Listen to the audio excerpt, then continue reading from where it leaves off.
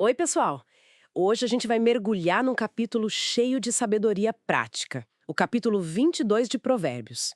E ele já começa com uma ideia forte, né? Mais vale o bom nome do que as muitas riquezas. E o ser estimado é melhor do que a prata e o ouro. Isso hoje em dia, será que ainda vale tanto assim, a reputação?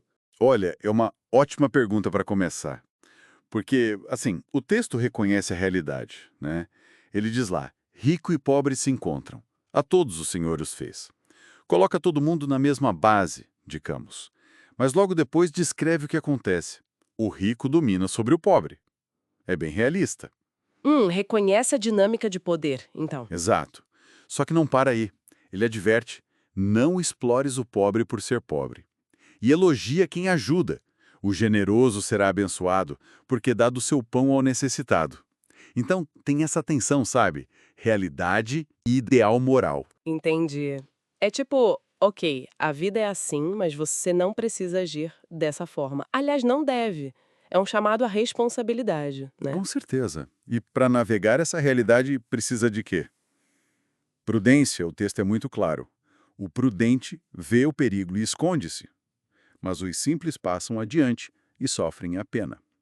É um contraste forte contra eh, a ingenuidade, talvez, ou a teimosia mesmo. E tem aquela desculpa clássica do preguiçoso, né? Um leão está lá fora, vou ser morto na rua. É até engraçado, mas a gente faz isso, né? Inventam os leões para não encarar o que precisa ser feito. Totalmente.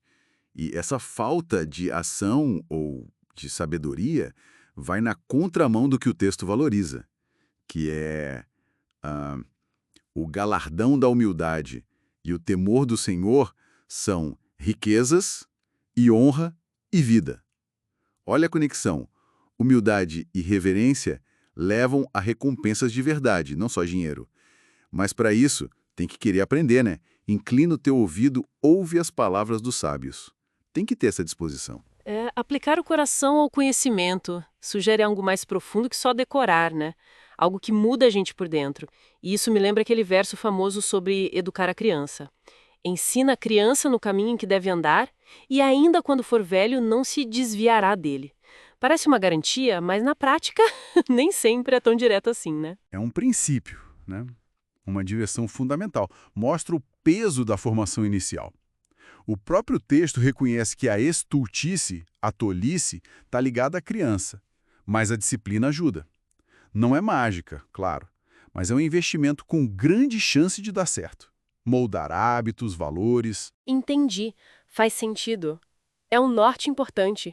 E esses conselhos seguem para a vida adulta, né? Bem práticos, tipo, não te associes com o iracundo, evitar gente raivosa. Isso é para evitar problema ou para não pegar a raiva do outro? Acho que o foco é no risco do contágio mesmo. Ele diz, para que não aprendas as suas feridas e tomes laço para a tua alma. É um alerta sobre mais influências que podem, assim, nos prejudicar de verdade. Puxa, forte isso. E tem também o conselho financeiro, né? Sobre ser fiador. Não estejas entre os que se comprometem. A consequência que ele pinta é bem gráfica. Se não tens com o que pagar, por que arriscas que te tirem a cama de debaixo de ti? Nossa, perder a cama é o básico do básico. É um chamado forte à responsabilidade financeira pessoal. Exato. É sobre conhecer seus limites e não se colocar em risco desnecessário. E essa ideia de limites volta com não removas os marcos antigos que puseram teus pais. Isso é só sobre terra, propriedade ou tem um sentido maior, tipo respeitar limites éticos, tradições? Pode ser os dois, sim. Respeito ao que foi estabelecido, seja físico ou moral. Um respeito pelos princípios que funcionaram, sabe? E para fechar o capítulo, tem um elogio à competência que eu acho muito legal. Viste um homem perito na sua obra. Perante reis será posto. Ah, sim. Muito bom isso. Não permanecerá entre os de posição inferior. Isso conecta lá com o início, né? A habilidade, o bom trabalho também constroem reputação.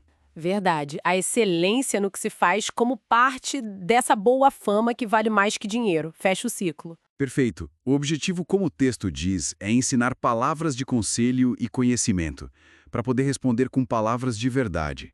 Essa busca por um conselho sólido, confiável, é algo que a gente precisa sempre, né?